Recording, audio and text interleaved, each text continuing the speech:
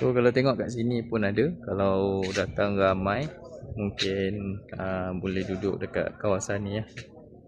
So kalau tengok kat sini, kalau ramai mungkin boleh duduk kat sini ya. Ataupun kalau nak boleh pilih lah dekat kawasan sini.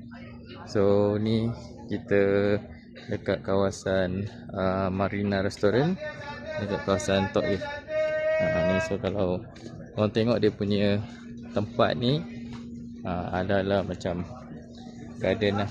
Adalah macam garden dekat kawasan Tok If ni. Siap ada macam dia buat air, laluan air. So ni dekat Marina. Okay, ni kita dah sampai dah. Okay, kibas ni, daging kibas. Ni daging kibas.